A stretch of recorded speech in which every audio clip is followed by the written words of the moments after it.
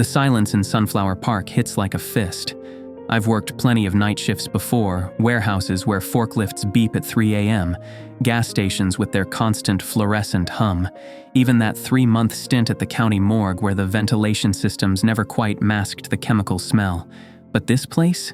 It swallows sound, consumes it, leaves nothing but the hollow echo of my footsteps on cracked pavement. Sullivan, right?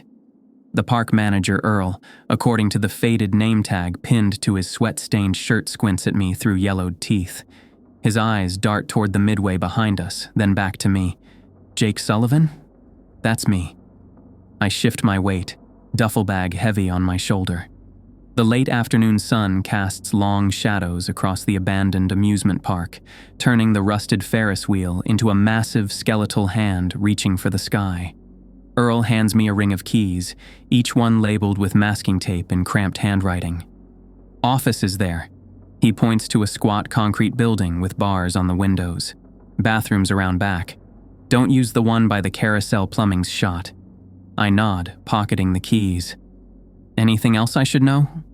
His eyes flick to the midway again. Yeah, rules. He pulls a folded paper from his back pocket, creases worn like it's been handled 1,000 times. Read these. Follow them. I scan the list, feeling a familiar prickle at the back of my neck. Every night job has its quirks, its little rituals the managers swear by. The morgue had rules about talking near the bodies. The truck depot had rules about which parking spots were cursed. I'd heard enough ghost stories in the morgue to know that rules like these sometimes had teeth, but I wasn't about to jump at shadows yet. 1. Don't step onto the midway after 9 p.m. 2. Ignore whispers from the game booths. 3. Lock the security office if the lights dim. 4. Never touch the fortune teller machine or anything it produces. 5. Burn any tickets you find. Let me guess, I say, folding the paper. Hazing the new guy? Earl's face hardens. This ain't a joke, Sullivan. Don't screw up. He glances at his watch.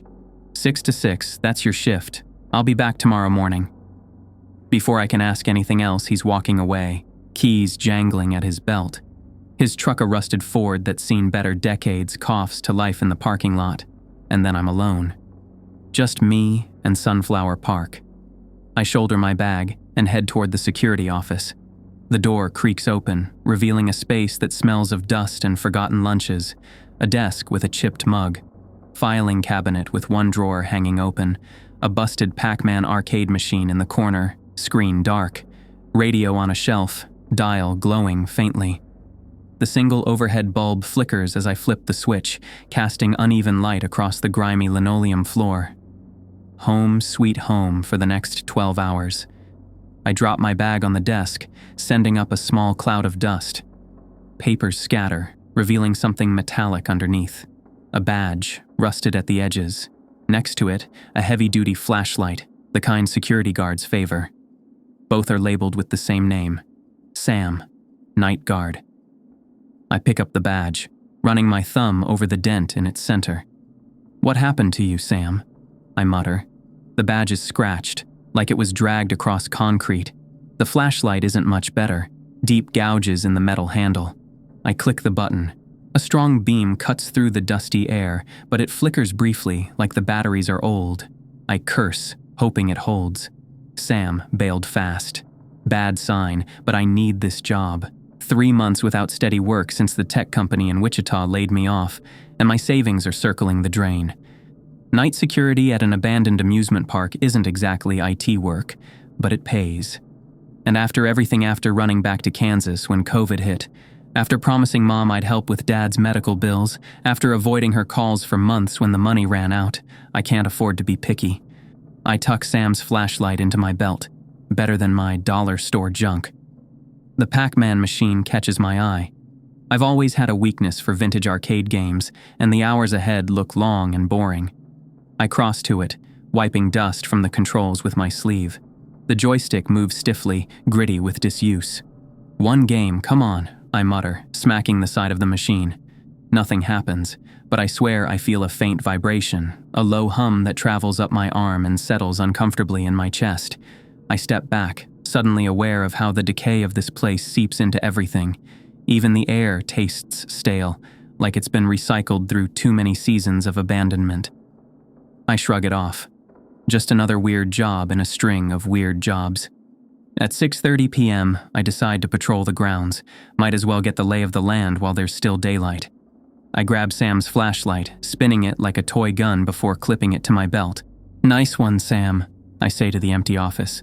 "At least you left me something useful." Outside, the park is bathed in the golden light of approaching sunset. It softens the decay, almost makes the place look nostalgic instead of neglected. Almost.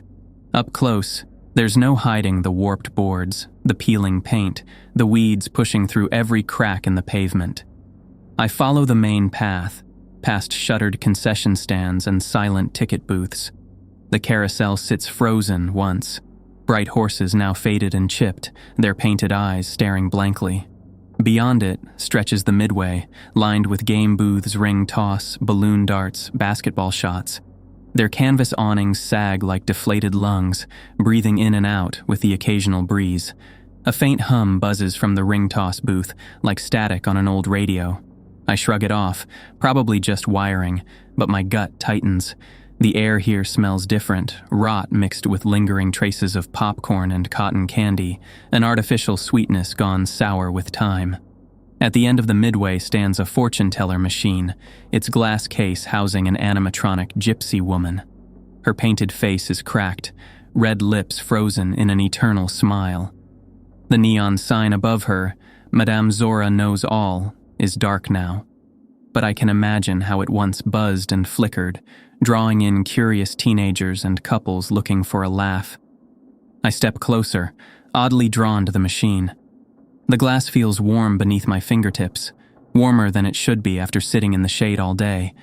I shouldn't have, but I pressed my palm against it, just for a second. Rule 4 flashed in my mind, but I pulled back before I could dwell on it.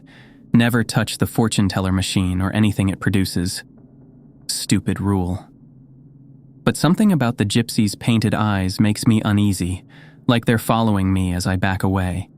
By 8 p.m., I've completed a full circuit of the park. The sun has dipped below the horizon, leaving behind a purple twilight that deepens the shadows between rides and buildings. I'm heading back to the office when movement catches my eye, a tall, jagged shadow by the ring toss booth on the midway. I freeze, hand going to Sam's flashlight. "Hello?"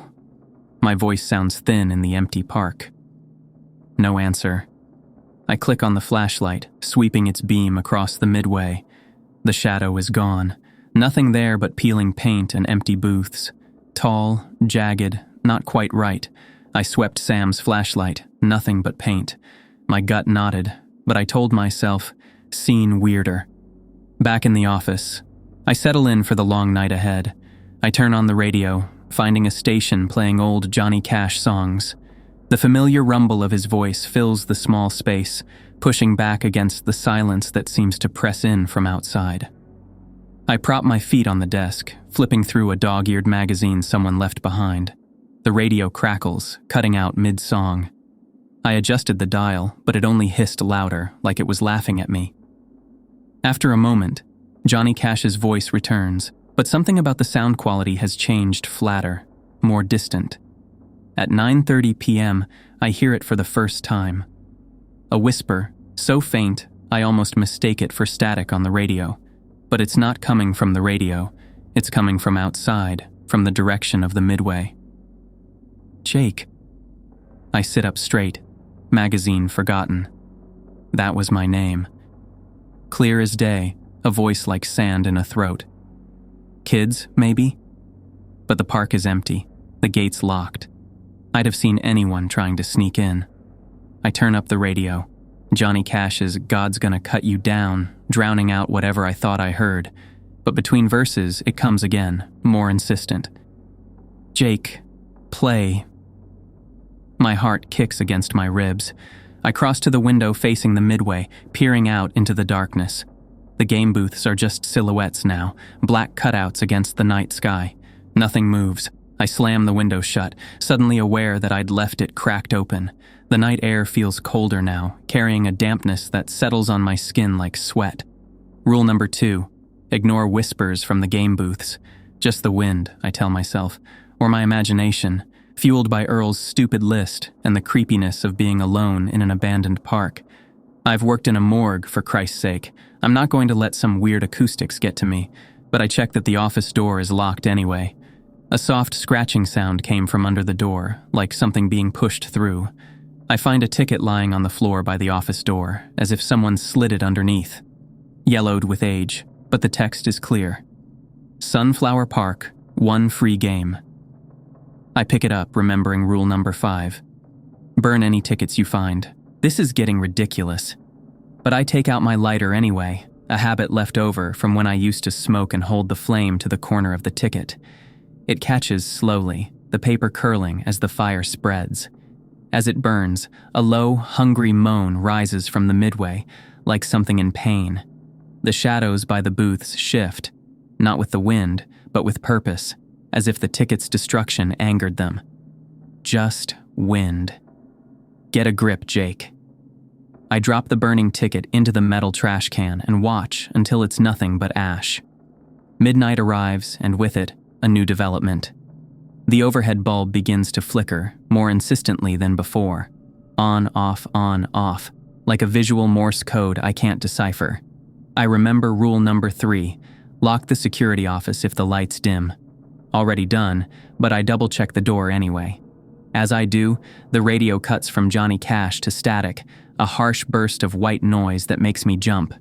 Then, through the static, a child's laugh, high and clear and completely out of place. I cross to the radio and yank the plug from the wall. The laughter stops, but its echo seems to linger in the small room. This place is messed up. I check my watch. 6 hours down, 6 to go. I can make it to morning. I've survived worse shifts, but as 1 a.m. approaches, I begin to doubt that assessment. The silence has returned, heavier than before, broken only by the occasional creak of the building settling. I find myself straining to hear, waiting for whispers that don't come. The anticipation is almost worse than the actual sound. Then, from outside, a new noise, a buzzing, electric hum. I look out the window and see that the neon sign above Madame Zora's fortune-teller booth has come to life, casting a sickly red glow across the midway. That's not possible. The power to those attractions was cut years ago, according to Earl. As I watch, the gypsy animatronic inside the booth jerks to life. Her head turns, mechanical movements stuttering, until her painted eyes seem to lock directly on mine across the distance. A chill runs down my spine. I should look away. I should step back from the window. But I'm frozen, watching as the machine whirs and clicks, and a ticket emerges from the slot at its base. Even from here, I can see the text printed on it, glowing faintly in the red neon light. Jake Sullivan, dies May 18, 2025. Tomorrow's date. I back away from the window, heart hammering. This isn't funny anymore. Someone's messing with me, has to be.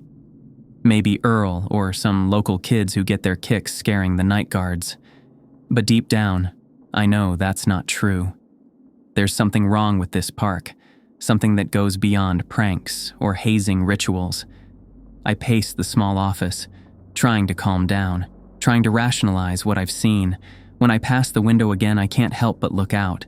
The fortune teller's booth is dark once more, the neon sign dead, but the ticket is still there, a white rectangle on the ground beneath the machine. I need to burn it. Rule number 5 is clear. Sam's note burned in my mind. Midway feeds on tickets. That death prediction wasn't just a threat, it was bait. If I didn't destroy it, the park would come for me anyway.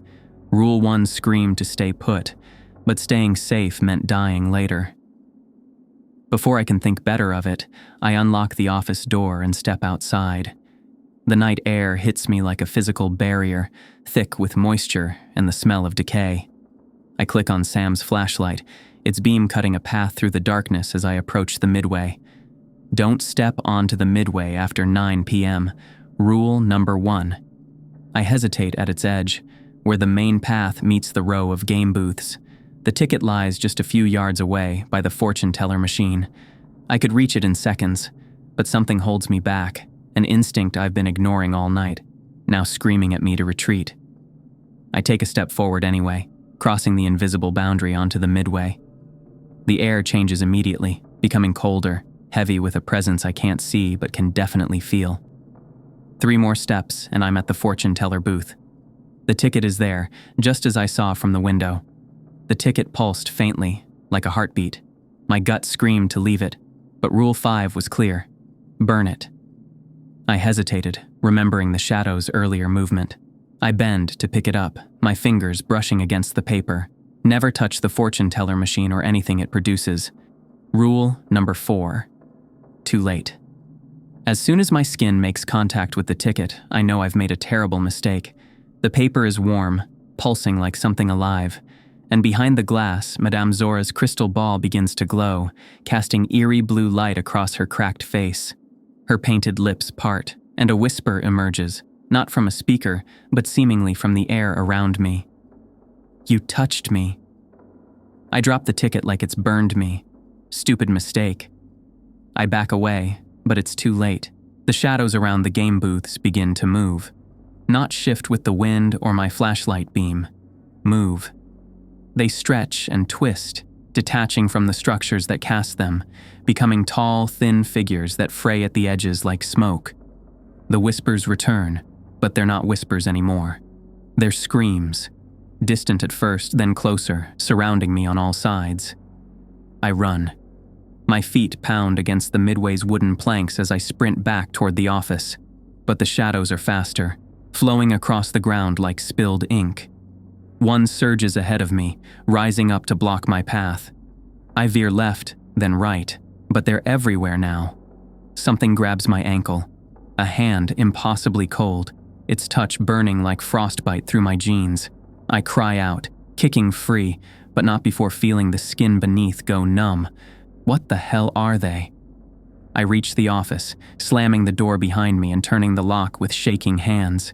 For a moment, there's silence. Then it starts.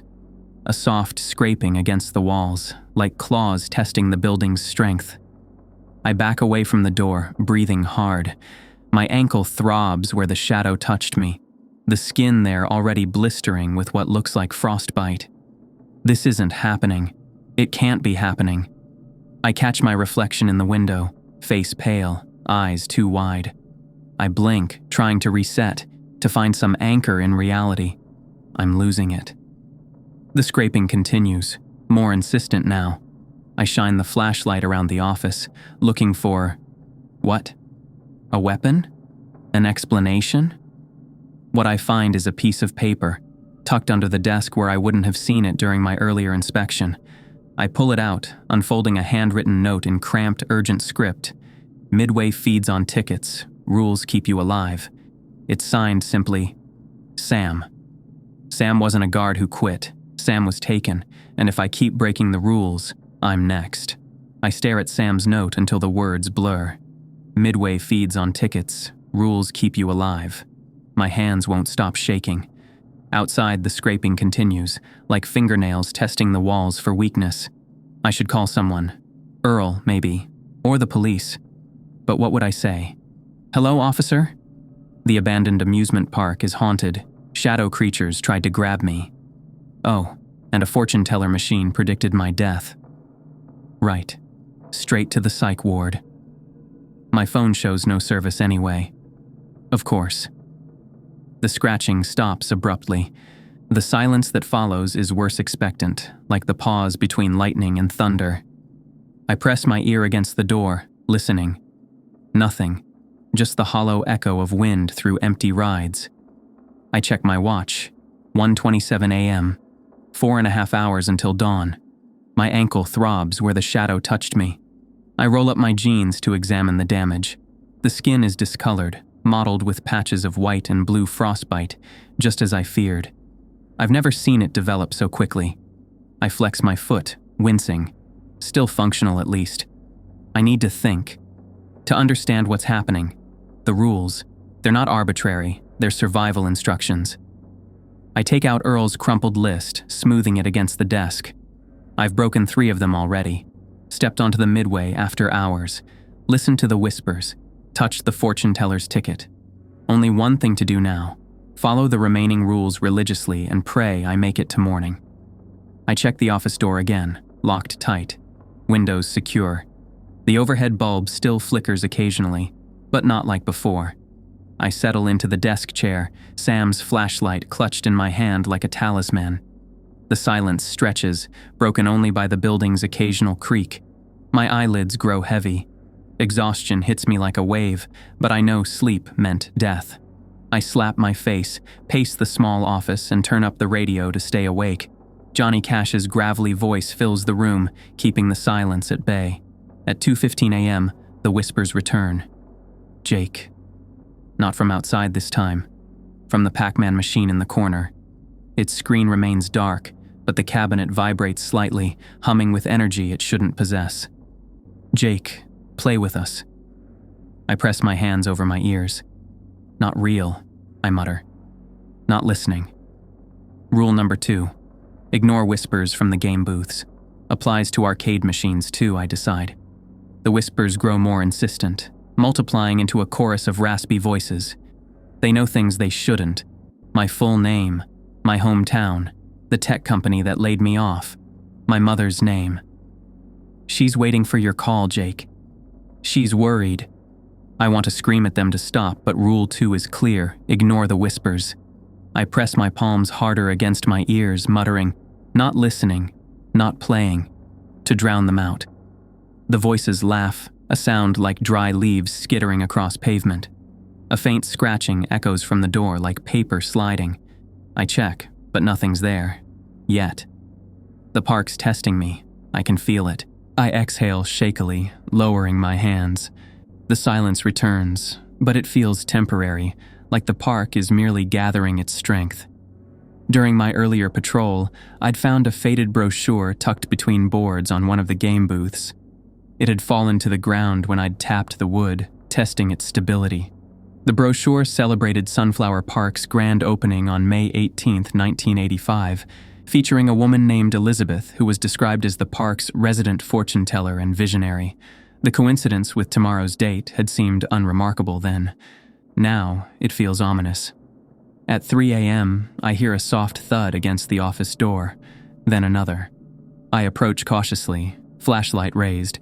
Through the small window in the door, I see nothing but darkness. Another thud. Something's being pushed under the door. Tickets. A dozen at first, then more, sliding under the door like pale insects, each one a Sunflower Park, one free game. The scratching I'd heard earlier was just the start. I'm not entirely surprised. When I burned the first ticket earlier, a faint rustling had echoed from the midway, like papers being shuffled. I'd ignored it then, but now I understand it was more tickets being born. Rule number 5. Burn any tickets you find. I grab my lighter, hands trembling so badly I can barely flick the flame to life. I burn them one by one, watching as they curl and blacken. With each ticket consumed, a distant wail rises from the midway pane or rage, I can't tell. The last ticket burns and the wailing stops. The air feels lighter somehow, as if a pressure has been lifted. I slump against the wall, exhausted. That's when I notice the radio. When I'd unplugged it earlier, it had hissed one last time, its glow fading but never quite dying out, like it was still breathing. Now that glow has returned, stronger than before. Static hisses from its speakers, soft at first, then louder. Through the white noise, a voice emerges, not a whisper this time, but clear and childlike. You're breaking the rules, Jake Sullivan. I stare at the radio, frozen. Sam broke the rules too. Sam played with us. Now Sam stays forever. My mouth goes dry. What are you? The static crackles, almost like laughter. We are the midway, we are the games, we are hungry, Jake Sullivan. What do you want? To play. The voice distorts, deepening into something no longer childlike. Everyone plays eventually. The radio goes silent. The dial's glow fades, but not completely maintaining that eerie half-life I'd noticed before. I check my watch again. 3:42 a.m. The night stretches endlessly before me. To distract myself, I search the office more thoroughly. The filing cabinet yields nothing but old maintenance records and employee timesheets. The desk drawers contain pens, paper clips, a half-empty pack of gum hardened with age. In the bottom drawer, I find a photo. It shows a younger Earl standing proudly in front of Sunflower Park's entrance. The park looks new, vibrant with color and life. Beside Earl stands a woman in a fortune-teller's costume, her smile tight and uncomfortable. I recognize her from the brochure Elizabeth, the park's visionary. Behind them, a banner reads, Grand Opening, May 18th, 1985. May 18th, tomorrow's date. The date on my death prediction. The date from the brochure I'd found earlier. The coincidence sends a chill through me. I flip the photo over. Written on the back in faded ink, Elizabeth's vision comes true. The park opens. Elizabeth, the fortune teller from the brochure. What vision had she had? And why did it involve this cursed place? I'm piecing together a theory when the overhead bulb begins to flicker violently. On, off, faster than before. I don't hesitate. Rule 3 says lock up, so I slam the deadbolt shut and barricade the door with a chair. Seconds later, darkness descends as the bulb blows with a soft pop. In the sudden darkness, the office feels smaller, more vulnerable. I click on Sam's flashlight, its beam cutting through the blackness. That's when I see them, shadows seeping under the door like dark water, pooling on the floor. They move with purpose, forming shapes that are almost human, but wrong too tall, too thin, limbs at impossible angles. I back away until I hit the desk. The shadows pause, then surge toward me. No. I swing the flashlight like a weapon. Its beam passes through the shadows, dispersing them momentarily before they reform. The temperature plummets. My breath clouds in front of me. The shadows reach out with elongated fingers, grasping. I scramble onto the desk, knocking over the chipped mug. It shatters on the floor. The shadows recoil from the noise, then advance again, more cautiously. They whisper as they come, a sound like wind through dead leaves, but within the whispers, I hear words. You left them. My stomach drops. They know. Somehow, they know about my family, about how I abandoned them when things got tough. You promised to help. My mother's voice now, perfect in its disappointed tone. The shadows know exactly where to press, which wounds to reopen. You ran away, Jake. Stop it, I growl, but my voice breaks, because they're right. I did run. When Dad got sick and the bills piled up, when Mom needed me most, I made excuses, stopped answering calls, pretended I was too busy with my own problems. The shadows reach the desk, cold fingers brushing against my jeans. The frostbitten skin on my ankle screams in pain as they touch it, the cold intensifying. In desperation, I swing the flashlight again, aiming directly at the densest part of the shadow mass. To my surprise, it retreats, hissing like steam. Light. They don't like light. I sweep the beam across the floor, pushing the shadows back toward the door. They resist, but wherever the light touches, they thin and disperse. Get out! I shout, voice stronger now. Get out! The shadows withdraw reluctantly, sliding back under the door like reluctant tide. The temperature rises gradually. I remain on the desk, flashlight aimed at the door, until I'm certain they're gone. My hands shake as I lower the flashlight. That was too close. I check my watch. 4:17 a.m. Less than 2 hours until dawn. I can make it. I have to. But as I climb down from the desk, a new sound reaches me. A mechanical whirring from outside, followed by music. Carnival music, tinny and distorted, like it's being played through ancient speakers. I approach the window cautiously. Outside, the midway has come alive. Lights blaze from every booth, though they shouldn't have power. The carousel spins, empty horses rising and falling to the warped melody.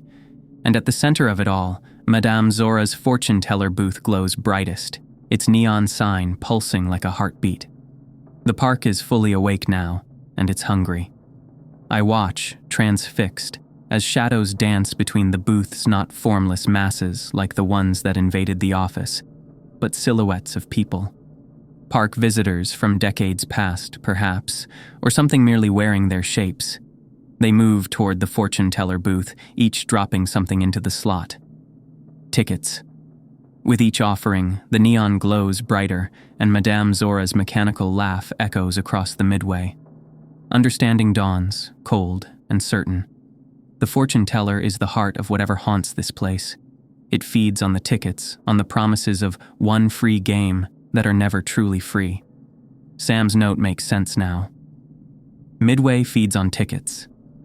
The park sustains itself on false promises, on games rigged to ensure you always come back for more.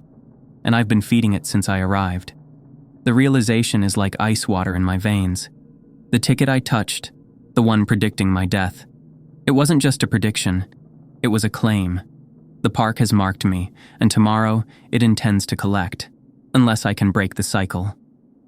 I look at Sam's flashlight in my hand, then back at the glowing midway. Light hurts them, and fire. Fire destroys the tickets, weakens whatever power they hold. A plan forms, desperate and probably suicidal, but better than waiting for dawn and hoping the shadows don't return stronger. I need to destroy the fortune teller. I gather what I can find. My lighter, a can of furniture polish from under the sink that might serve as makeshift accelerant. Sam's flashlight. Not much of an arsenal, but it will have to do. Before I can talk myself out of it, I unlock the office door and step outside. The night air hits me like a physical wall, heavy with the smell of decay and something else. Anticipation. The midway beckons, bright and terrible in its false cheer. The shadows notice me immediately, their dance faltering. They turn as one, empty faces regarding me with hungry interest. I grip Sam's flashlight tighter and take my first step toward the midway, breaking rule number 1 for the second time tonight. Whatever happens next, I won't go quietly. Not like Sam. The park has been playing with me all night. Now it's my turn to play back. As I approach the midway, I think about Elizabeth, the fortune teller from the photo and brochure. Had she known what this place would become? Was her vision a warning or a blueprint? And Earl. How much did he know about what happened here after dark? The questions swirl in my mind, but answers will have to wait. Right now, survival is all that matters.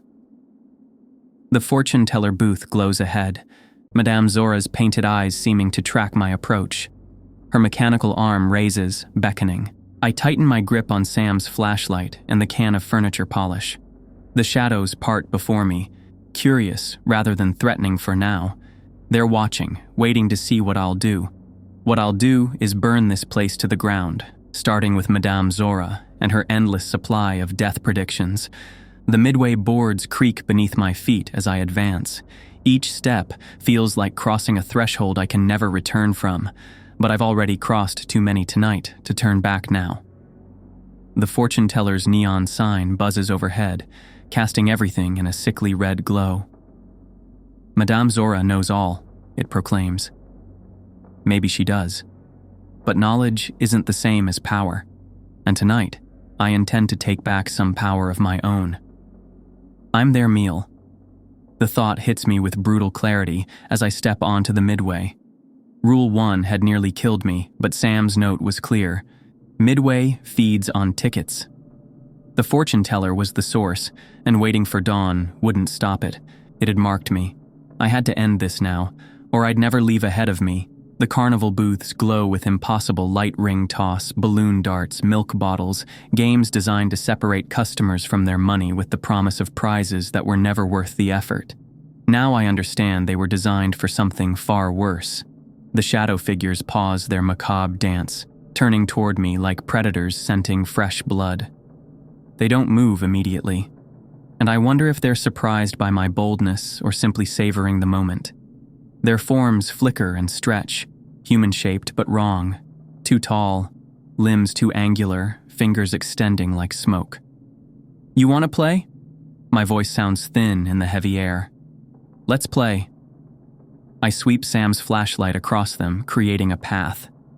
The beam cuts through their substance, making them recoil and hiss, a sound like radio static mixed with distant screams.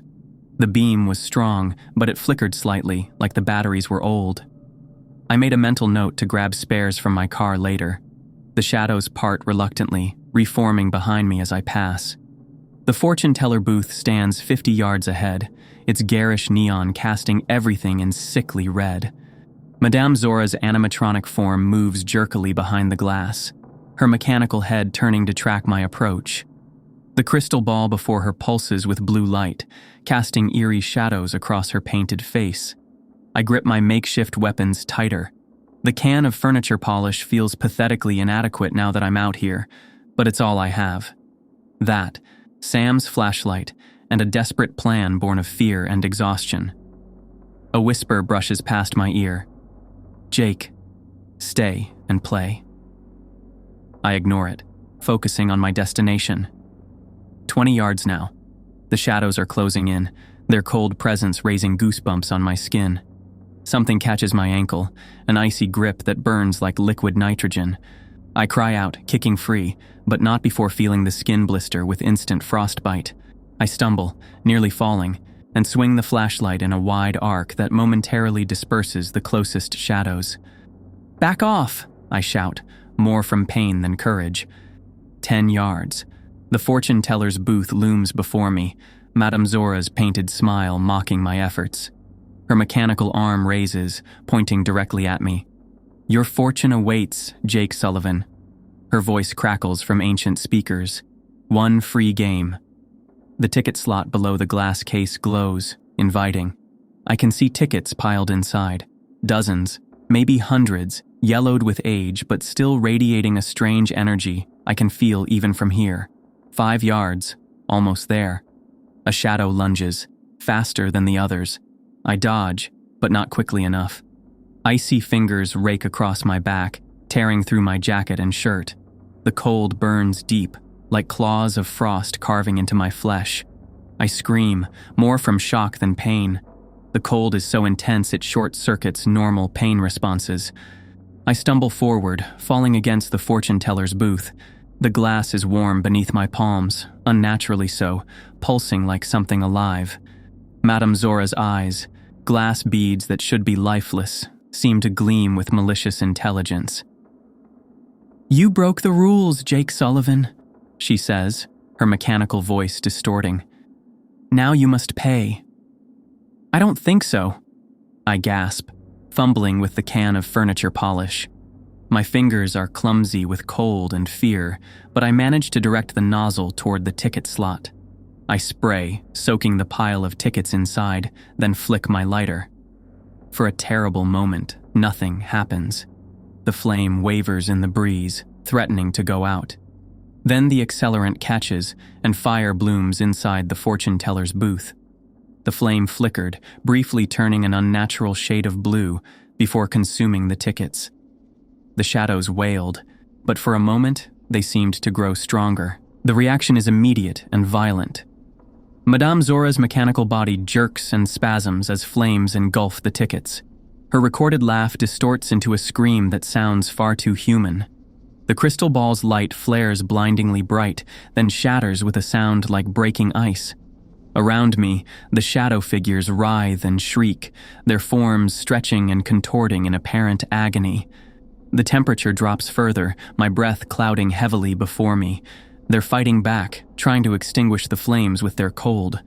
I empty the can into the growing fire, then back away as the flames spread to the booth's wooden frame. The dry, aged wood catches quickly, sending sparks into the night air. The heat pushes back the shadows, creating a circle of warmth around me.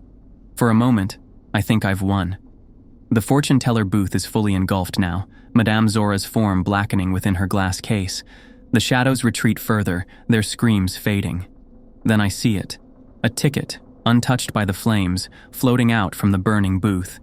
It drifts on heat currents, landing at my feet. My death prediction, somehow preserved. Jake Sullivan dies May 18, 2025. Before I can react, the shadows surge forward with renewed purpose. They no longer fear the fire. They're feeding on it, growing stronger as the booth burns. The flames turn an unnatural blue, then purple, consuming the wood but leaving the mechanical fortune teller intact within her melting glass case. I've made a terrible mistake. The fire isn't destroying the park's power, it's releasing it. Madame Zora's head turns toward me, her painted features bubbling and running in the heat, reforming into something no longer human. Her mouth opens wider than physically possible, revealing rows of teeth that no animatronic should possess.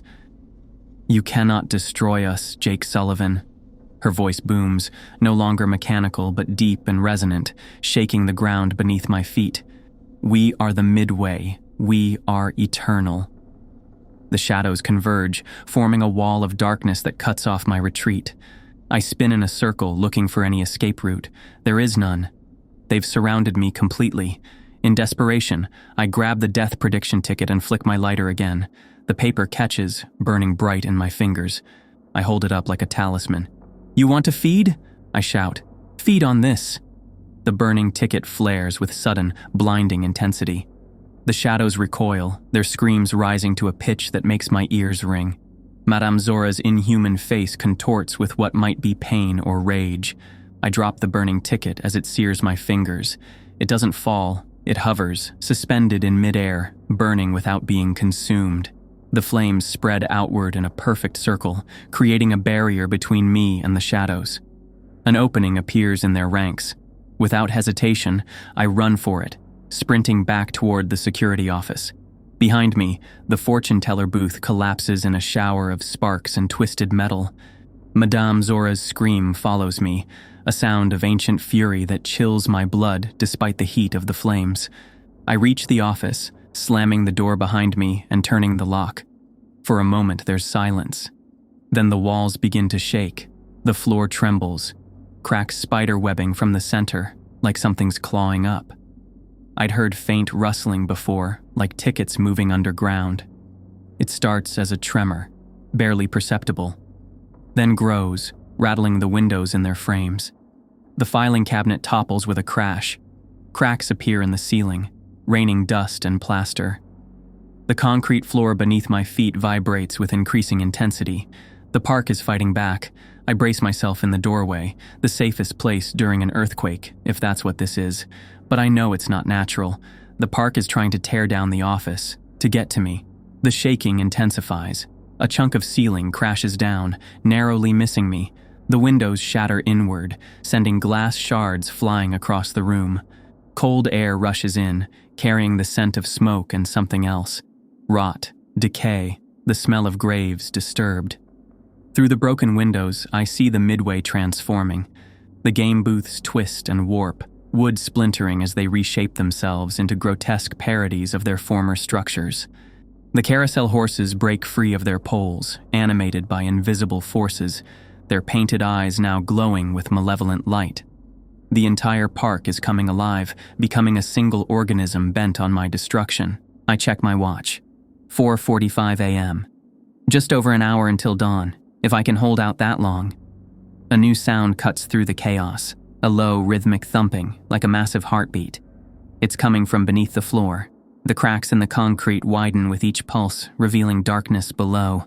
Not just darkness, movement. Something is down there, trying to get in. I back away from the spreading cracks, bumping into the desk. Sam's flashlight rolls across its surface. I grab it, finding comfort in its solid weight. The shadows weren't just shapes, they had texture, like paper being crumpled. I'd seen faint outlines of tickets mixed in earlier, as if they were made of them. Now, as the cracks I'd seen split wide, concrete shattering as a hand emerges, not shadow, but solid, made of tickets. Their rustling from earlier was them forming below, now breaking free. From the darkness below emerges a hand, not shadow this time, but something solid, though wrong. The fingers are too long, joints bending in impossible directions. The skin, if it can be called that, has the texture of ancient paper, yellowed and crackling with each movement. A ticket. It's made of tickets. Hundreds, thousands of them, fused together to form a grotesque approximation of human shape. More emerge behind it, an army of ticket creatures, their paper bodies rustling as they pull themselves up through the broken floor. Their faces are blank except for crude features pressed into the paper, empty eye sockets, gaping mouths. I swing the flashlight, connecting with the nearest one. It makes a sound like tearing cardboard as the impact sends tickets scattering, but it reforms almost immediately, tickets swirling back into place. They advance slowly, backing me into a corner. I keep swinging, fighting with desperate energy born of pure survival instinct. Each blow disperses them temporarily, but they always reform. "What do you want?" I shout, voice breaking. One steps forward, taller than the others, its paper face more defined. When it speaks, I recognize the voice from the radio. "We want you, Jake Sullivan. Your guilt, your fear, your life. Why me? You broke the rules." Its head tilts at an unnatural angle. "But mostly, you were here, available, alone, wrong place, wrong time. Story of my life." "Sam broke the rules too," I say, stalling for time, searching for any weakness. "What happened to him?" The ticket creature's mouth stretches in what might be a smile. "Sam plays with us now, forever." It gestures, and the mass of tickets forming its chest parts, revealing something inside, a badge.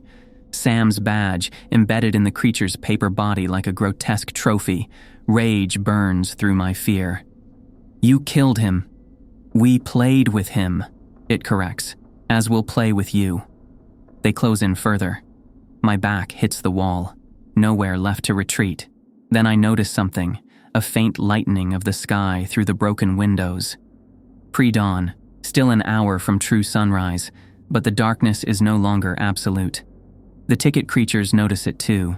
They become more agitated, their paper bodies rustling loudly as they press forward with increased urgency. They're afraid of the light. I need to survive until dawn, just 1 hour. I swing the flashlight in wide arcs, creating space. "You're running out of time," I taunt. "Sun's coming up." The lead creature hisses. "Plenty of time to add you to our collection." It lunges, faster than I can react. Paper hands grab my throat, surprisingly strong. The touch burns, not with cold this time, but with a dry heat that sears my skin. I choke, struggling to break its grip. The flashlight flickers, beam dying. I curse, remembering its weak pulse earlier, and swing it like a club instead. It connects with the creature's head, sending tickets flying. The beam sputters back to life momentarily, then fades again. Sam's flashlight falls from my hand, rolling across the floor. The beam catches the lead creature full in the face. It shrieks, releasing me as its paper features begin to smoke. I dive for the flashlight, grabbing it and aiming directly at my attacker. Where the beam touches, tickets blacken and curl. The creature backs away, its blank face somehow conveying pain. A weapon. I have a weapon. I sweep the beam across the advancing horde. They retreat, hissing and rustling. I press my advantage, moving away from the wall, forcing them back toward the hole in the floor. "Not so tough in the light, are you?" My voice is hoarse from the creature's grip, but stronger now with renewed hope. The sky continues to lighten outside. The ticket creatures become more desperate, their movements jerky and erratic. They try to circle behind me, to attack from multiple angles, but I keep turning, keeping them all in front of me, the flashlight beam my only defense. One breaks ranks, rushing me from the side. I swing the flashlight like a club, connecting solidly. It explodes in a shower of tickets that flutter to the ground. They don't reform this time. The beam has weakened them too much. I can win this. The thought has barely formed when the flashlight flickers again. The beam wavers, dimming. I shake it, desperate. The light steadies momentarily, then dims again. The batteries are failing. The ticket creatures sense my predicament. They edge closer, their paper bodies making that terrible rustling sound. The lead creature's face stretches in that not smile again. "Your light dies," it says. "Then you." The flashlight dims further, the beam now barely visible. The creatures press forward, emboldened. I back up until I hit the desk again. My hand brushes against something, the lighter. I grab it, flicking it to life. The small flame seems pathetically inadequate compared to the flashlight, but it's something. An idea forms, desperate, probably suicidal, but my only option. I grab papers from the desk, crumpling them, and touch the flame to them. They catch quickly, creating a larger fire. I add more, the old magazines, employee files from the cabinet, anything that will burn. The flames grow, spreading across the desk. Smoke fills the room, making me cough, but the ticket creatures retreat from the growing fire. They fear it as much as the light. Outside, the sky continues to lighten. 20 minutes to sunrise, maybe less. I feed the fire with everything I can find, creating a barrier between me and the creatures. The heat is intense, sweat pouring down my face, but I welcome it after the cold touch of the shadows. The lead creature watches me from beyond the flames, its blank face somehow conveying hatred. "This changes nothing," it says. "The park will have you, if not today, then tomorrow, or the next day. We are patient." "I'm not coming back," I say through gritted teeth. "You will." Its voice is certain. They always do. The fire spreads to the walls now, consuming the old wood paneling. I should be worried. I'm trapped in a burning building, but the flames feel like allies compared to the ticket creatures. They begin to withdraw, sinking back into the hole in the floor. The lead creature is the last to go, its blank face turned toward me in silent promise. "See you soon, Jake Sullivan." Then it's gone, leaving only scattered tickets that curl and blacken in the growing heat. The office is fully ablaze now. Smoke fills my lungs, making it hard to breathe. I need to get out, but the door is on the other side of the inferno. The windows. They're already broken, my escape route. I wrap my arm in my jacket and clear the remaining glass from a window frame. Outside, the sky is definitely lighter, deep blue rather than black. The midway has returned to its decrepit state, game booths sagging and empty.